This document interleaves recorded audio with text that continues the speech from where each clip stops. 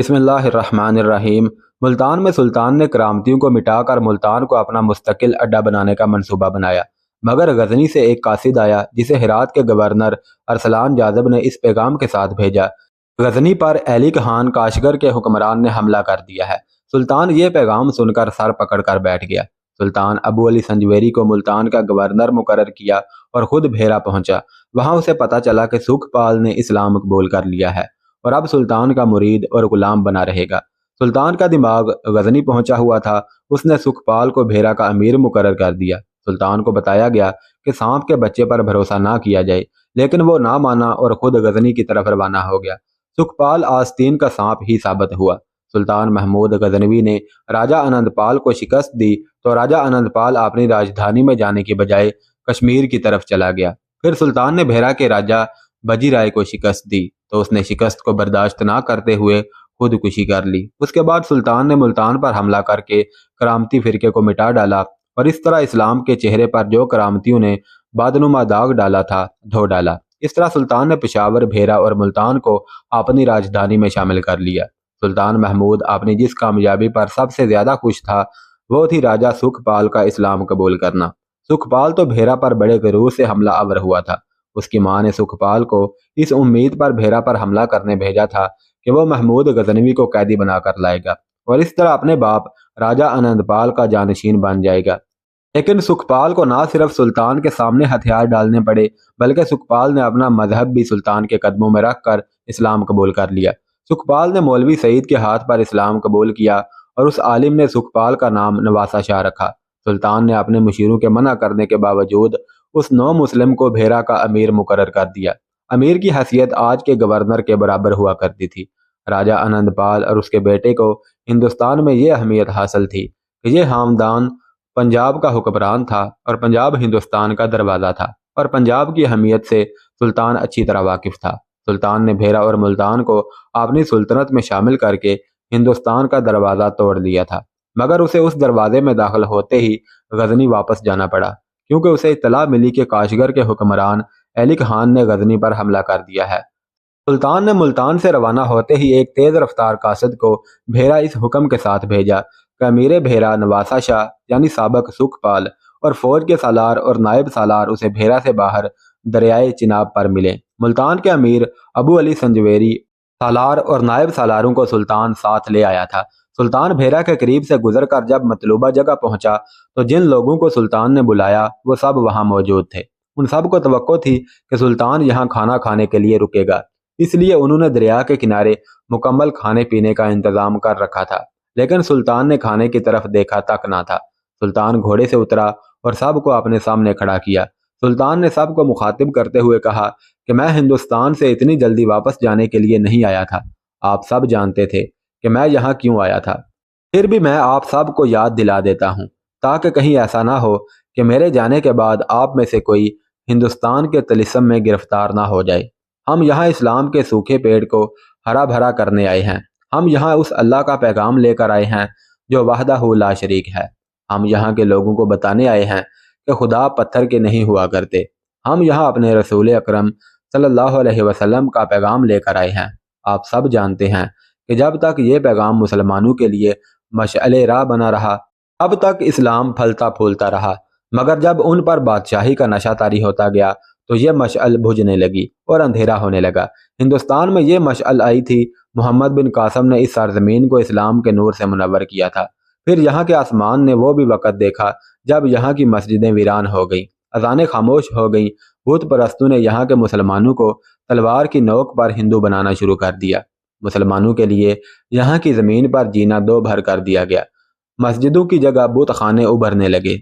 تلوار کے ساتھ عورت اور دولت کو بھی اسلام کو نیست و نابود کرنے کے لیے استعمال کیا گیا، کیونکہ یہی دو چیزیں ہیں جو مسلمانوں کے ایمان خریدا کرتی ہیں، اور انہی دو چیزوں نے غدار بھی ہندوستان میں پیدا کیے اور بادشاہی کے نشے نے ہمارے بھائیوں کو اندھا کر دیا۔ کاشغر کے ایلک خان نے غزنی پر حملہ کر دیا ہے اور میں جانتا ہوں کہ اس کے پیچھے کون ہیں۔ اس کے پیچھے جو ہیں وہ سب ہمارے دشمن نہیں بلکہ اسلام کے دشمن ہیں، اور وہ سب میرے عزم اور میرے نظریات سے بہت اچھی طرح واقف ہیں۔ وہ ان دھتکارے ہوئے لوگوں میں سے ہیں جن کی آنکھوں، کانوں اور دلوں پر اللہ پاک نے جہالت کی مہر ثبت کر رکھی ہے اور ان کے لیے بخشش کے دروازے بند کر دیے ہیں۔ وہ اپنے آپ کو مسلمان سمجھتے ہیں اور لوگوں کو بتاتے ہیں کہ یہی اسلام ہے جس کے وہ پیروکار ہیں۔ وہ مذہب کے پردے میں اپنے تخت و تاج کی سلامتی کے لیے لوگوں کو ایک دوسرے کے خلاف اکساتے اور لڑاتے ہیں اور خانہ جنگی برپا کیے رکھتے ہیں اور بھائی کو بھائی سے لڑاتے ہیں۔ اگر وہ سچے اسلام کے شیدائی ہوتے تو وہ میرا ساتھ دیتے، میرے ساتھ ہندوستان آتے، جہاں پر مسلمانوں پر صرف اس لیے عرصہ حیات تنگ کر دیا گیا ہے کہ وہ اسلام کے پیروکار ہیں۔ میری نظریں مستقبل میں بہت دور تک دیکھ رہی ہیں۔ اگر ہم نے اس خطے میں اسلام کو دوبارہ زندہ نہ کیا تو یہاں ہندوؤں کے ہاتھوں ہمیشہ اللہ کا نام لینے والوں کا قتل عام ہوتا رہے گا۔ ان مسلمانوں کو مورتیاں اور بت پوجنے والوں سے بچانے کا صرف ایک ہی طریقہ ہے کہ انہیں ہم اپنے ملک لے چلیں، مگر یہ ہماری شکست اور پسپائی ہوگی اور ہمارے اس اقدام سے اسلامی سلطنت سکڑتی چلی جائے گی۔ ہر جگہ اللہ کی سرزمین ہے اور جو سرزمین اللہ کی ہے وہاں پر اللہ کی عبادت کرنے والوں کی موجودگی ضروری ہے۔ یاد رکھیں، اسلامی سرحد کی کوئی حد نہیں ہے اور ہم انشاءاللہ ہندوستان میں اپنی اسلامی سلطنت قائم کر کے رہیں گے اور اس کے کچھ حصے پر قابض ہو کر یہاں مستقل اسلامی سلطنت کا اڈا قائم کریں گے، اور اگر ہم نے ایسا کر دیا تو ہم روز قیامت اللہ کے حضور سرخ روح ہوں گے۔ آپ دیکھ رہے ہیں کہ میرے اپنے ہی بھائی میرے دشمن ہو گئے ہیں۔ کون کہہ سکتا ہے کہ میں غزنی سے زندہ واپس آ سکوں گا یا نہیں؟ اگر میں نہ آ سکا تو یہ آپ کا فرض ہے کہ میں نے جس مہم کا آغاز کیا ہے اسے آپ لوگ سار کریں۔ اگر آپ لوگ دنیاوی حشمت میں پڑ گئے تو سوائے تباہی اور بربادی کے کچھ حاصل نہ ہوگا۔ بتوں کے آگے اپنے اللہ کو شرمسار نہ کرنا۔ تم دیکھ رہے ہو کہ اس خطے میں صدیوں بعد اذانیں گونجی ہیں، ان اذانوں کو کبھی خاموش نہ ہونے دینا۔ سلطان محمود کا لہجہ جوش سے بھرا ہوا تھا۔ آخر میں سلطان پر رکت طاری ہو گئی اور اس مرد مجاہد کی آنکھوں سے آنسو بہہ نکلے۔ اس نے کھانا نہ کھایا، گھوڑے کی رکاب میں پاؤں رکھا اور اچھل کر گھوڑے پر سوار ہوا اور گھوڑا دریا میں ڈال دیا۔ سلطان نے فوج کو کوچ سے نہیں روکا تھا۔ فوج دریا عبور کر رہی تھی کیونکہ اسے بہت جلدی غزنی پہنچنا تھا۔ محمود غزنی جن حکام اور رؤساء کو پیچھے چھوڑ کر چلا گیا تھا ان میں نواسہ شاہ بھی تھا۔ سلطان چونکہ فارسی میں خطاب کر رہا تھا اس لیے نواسہ شاہ کے پاس ایک مترجم موجود تھا جو اسے ہندی میں سلطان کا پیغام سنا رہا تھا۔ جب سلطان چلا گیا تو سب وہاں سے شہر کی طرف روانہ ہو گئے۔ نواسہ شاہ پر خاموشی طاری تھی۔ اس کے ساتھ اگر کسی نے بات کرنے کی کوشش کی بھی تو اس نے سوائے مسکرانے کے کوئی کسی کو جواب نہ دیا۔ لاہور میں راج محل میں پریم دیوی ایک کمرے میں اداس بیٹھی ہوئی تھی۔ اس کے خواب بھیرا کے میدان میں ٹوٹ پھوٹ کر بکھر چکے تھے۔ اس کا بیٹا بھیرا میں جنگی قیدی بن چکا تھا، وہ تو راج کمار تھا۔ پریم دیوی کے آنسو بہنے لگے۔ اس کا شوہر آنند پال کشمیر بھاگ گیا تھا۔ وہ شاید اس لیے واپس نہیں آ رہا تھا کہ اس کے خیال کے مطابق سلطان محمود غزنوی لاہور پر قابض ہو چکا ہوگا۔ رانی پریم دیوی کو یہ غم کھائے جا رہا تھا کہ اب اس کی سوتن کا بیٹا لوچن پال باپ کی گدی کا جانشین بن جائے گا۔ کمرے کا دروازہ آہستہ سے کھلا۔ رانی پریم دیوی نے نظریں اٹھا کر دیکھا تو اس کا سیناپتی راج گوپال اندر آیا تھا۔ رانی نے پوچھا کہ میرے راجکمار کی کوئی خبر آئی؟ راج گوپال نے کہا نہیں۔ رانی پریم دیوی نے کہا کہ یہ ملیچ مسلمان اس سے نہ جانے کیسے کیسے کام کروا رہے ہوں گے۔ اسے انہوں نے قید خانے میں ڈال رکھا ہوگا، اسے جانوروں جیسی خوراک دیتے ہوں گے۔ اس کے آنسو بہنے لگے۔ بولی وہ میرے بیٹے کو تو قتل کر چکے ہوں گے۔ راج گوپال سر جھکائے کھڑا تھا۔ اب وہ ایک شکست خوردہ فوج کا شکست خوردہ سیناپتی تھا جو خود بڑی مشکل سے اپنی جان بچا کر بھیرا سے لاہور پہنچا تھا۔ رانی نے کہا کہ تم بولتے کیوں نہیں راج گوپال؟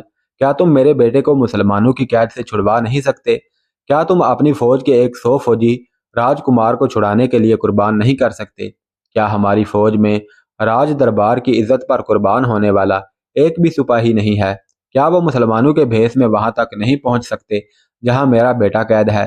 پھر رانی ذرا دبی ہوئی زبان میں بولی کہ کیا تم بھول گئے کہ سکھ پال راجہ آنند پال کا نہیں تمہارا بیٹا ہے؟ راج گوپال نے کہا میں کچھ بھی نہیں بھولا رانی، میں نے سب کچھ سوچ رکھا ہے اور بھیرا سے راج کمار کو نکالنے کے لیے میں نے آدمی بھی تیار کر لیے ہیں، لیکن بہت بری خبر آئی ہے رانی۔ رانی پریم دیوی اٹھ کھڑی ہوئی۔ کیا خبر آئی ہے راج گوپال؟ راج گوپال نے کہا کہ سکھ پال اب سکھ پال نہیں رہا بلکہ وہ نواسہ شاہ بن چکا ہے۔ رانی بولی کیا اسے زبردستی؟ راج گوپال نے کہا ہاں، اسے زبردستی مسلمان بنا لیا گیا ہے، اور محمود نے اسے یہ انعام بھی دیا ہے کہ اسے بھیرا کا امیر مقرر کر دیا ہے۔ وہ لاہور کی گدی کا جانشین تو نہ بن سکا، مگر وہ بھیرا کا حاکم ضرور بن گیا ہے۔ رانی بولی، اسے مر جانا چاہیے تھا، اسے اپنا مذہب نہیں چھوڑنا چاہیے تھا۔ کیا یہ پتہ چلا ہے کہ اس نے اپنی مرضی سے اسلام قبول کیا ہے یا اسے زبردستی مسلمان بنایا گیا ہے؟ راج گوپال نے کہا کہ اگر اس پر زبردستی کی جاتی تو اسے بھیرا کا امیر نہ مقرر کیا جاتا۔ وہ نوجوان ہے، مسلمانوں کے جھانسے میں آ گیا ہے۔ رانی پریم دیوی نے کہا کہ راج گوپال، یہ تمہارا پاپ ہے، تم اسے قید میں چھوڑ کر خود بھاگ گئے تھے۔ راج گوپال نے کہا کہ رانی، کیا تم ساتھ نہیں تھی؟ تم نے اپنی آنکھوں سے میدان جنگ دیکھا تھا۔ ہم پر جو دریا کی طرف سے حملہ ہوا تھا وہ ہماری توقع کے بالکل برعکس تھا۔ رانی، میں نے تم کو کہا تھا کہ ہم کو بھیرا پر حملہ نہیں کرنا چاہیے۔ تمہارا خیال تھا کہ مسلمانوں کی آدھی فوج کٹ چکی ہے، اس لیے اب وہ مقابلہ نہیں کر سکیں گے۔ میں نے تمہیں بتایا تھا کہ ہماری فوج پر مسلمانوں کی دہشت طاری ہو چکی ہے اور یہ پشاور سے بھاگی ہوئی فوج ہے۔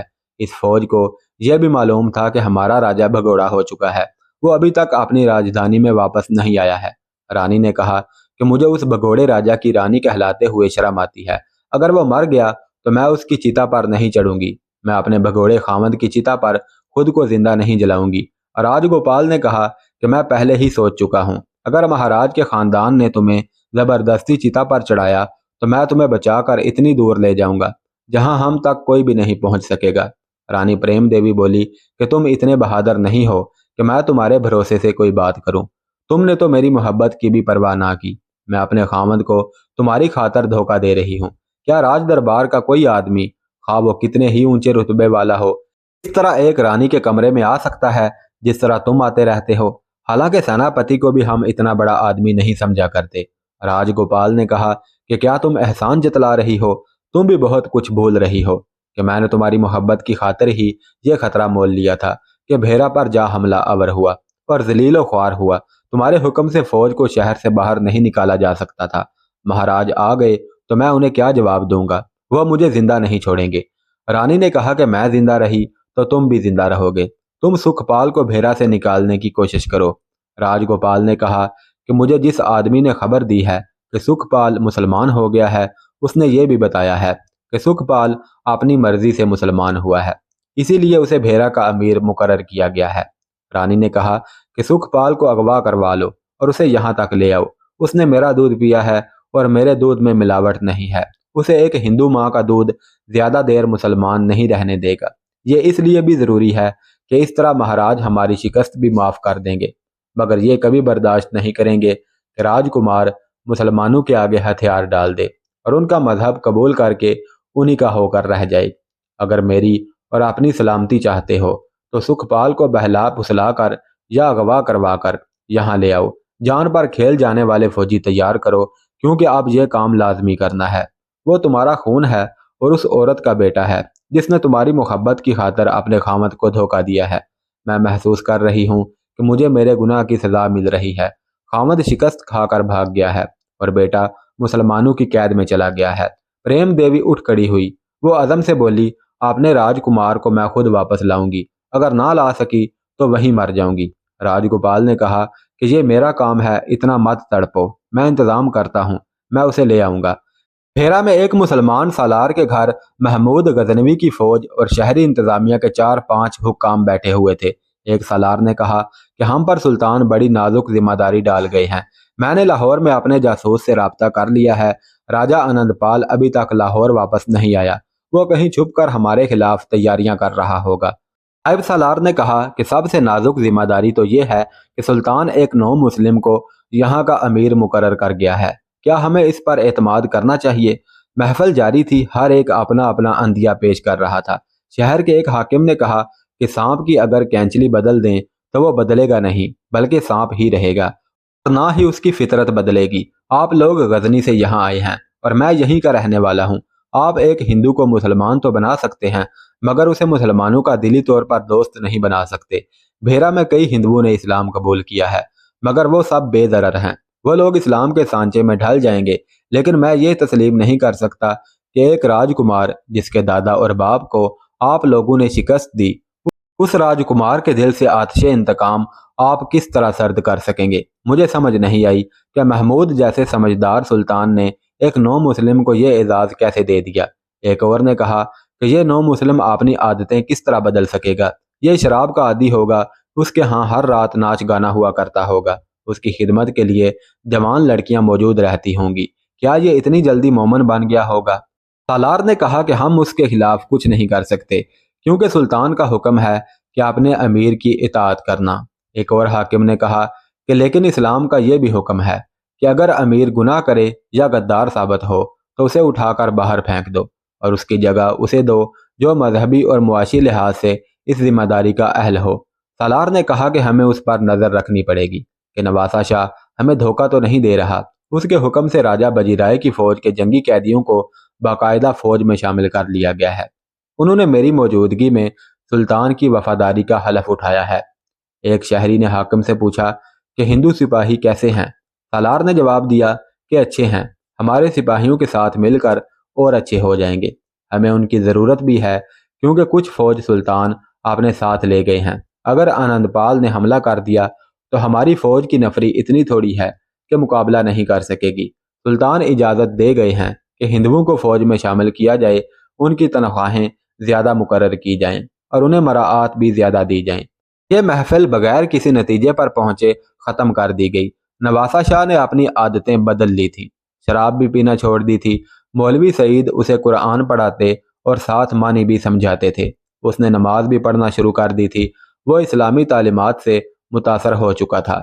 ایک دن اس نے ان 5000 ہندو سپاہیوں کو میدان میں لانے کا حکم دیا جو اس وقت تک سلطان کی فوج کا اہم حصہ بن چکے تھے۔ نواسہ شاہ نے ہندو دستوں سے خطاب کرتے ہوئے کہا کہ میں تم لوگوں سے کچھ نہیں کہوں گا کہ تم اپنا مذہب بدل لو، کیونکہ مذہب تمہارا اپنا معاملہ ہے، لیکن میں تمہیں بتا دینا چاہتا ہوں کہ میں نے اسلام قبول کر کے جو سکون پایا ہے وہ مجھے ہندو مت میں نہیں ملا۔ تم نے دیکھ لیا کہ تم نے مسلمانوں سے کس طرح شکست کھائی۔ تم کلا بند ہو کر بھی نہیں لڑ سکے اور نہ ہی تم مسلمانوں سے کھلے میدان میں ہی لڑ سکے، حالانکہ مسلمان بہت دور سے آئے اور ان کے پاس نفری بھی کم تھی اور ساز و سامان بھی کم تھا۔ مسلمانوں کو یہ بھی معلوم تھا کہ انہیں یہاں سے کوئی مدد بھی نہیں مل سکے گی، مگر مسلمانوں نے ہر میدان میں فتح حاصل کی۔ یہ سب ان کے ایمان کی قوت تھی جو ہم میں سے کسی کے پاس بھی نہیں ہے۔ میں نے وہ قوت حاصل کر لی ہے۔ میں تمہیں یقین دلاتا ہوں کہ کوئی بھی تم کو اپنا مذہب چھوڑنے کے لیے نہیں کہے گا۔ یہ فیصلہ تم نے خود کرنا ہے۔ جس کا نمک کھا رہے ہو اس کے ساتھ غداری نہیں کرنا۔ میں نے تم کو بہت بری غلامی سے نکالا ہے۔ تم جنگی قیدی سے پھر غلام بنا لیے گئے۔ سلطان تمہیں غلاموں کی حیثیت سے غزنی ساتھ لے جانا چاہتے تھے۔ بھیرا سے ملتان تک کا سفر یاد کرو، اب تم بیلوں اور گھوڑوں کی رست کی گاڑیاں گھسیٹتے اور کھینچتے تھے۔ تمہاری گردنوں میں بڑے بڑے کڑے پہنائے گئے تھے۔ میں نے وہ کڑے کٹوا کر تمہیں مویشی سے انسانوں میں شامل کیا۔ تم سپاہی اور جنگجو ہو۔ تمہاری عزت اسی میں ہے کہ تمہاری تلواریں تمہارے پاس ہوں۔ اب اپنی عزت کو قائم رکھنا تمہارا کام ہے۔ تمہیں کوئی تکلیف ہو، کسی مسلمان سے شکایت ہو تو مجھے بتاؤ۔ اگر تم سچے ہندو ہو تو تم سچے بن کر دکھانا۔ میرا باپ راجہ آنند پال ہم پر حملہ کرے گا، تم دیکھنا کہ میں اپنے باپ کے خلاف کس طرح لڑوں گا۔ اس کے بولنے کا انداز ایسا تھا کہ ہر طرف سے ایک ہی آوازیں آنے لگیں۔ ہم غداری نہیں کریں گے، ہم مسلمانوں پر ثابت کریں گے کہ ہندو دھوکہ نہیں دیا کرتے۔ پھر نواسہ شاہ کے حکم پر ہر ہندو سپاہی کو 10 10 چاندی کے سکے دیے گئے۔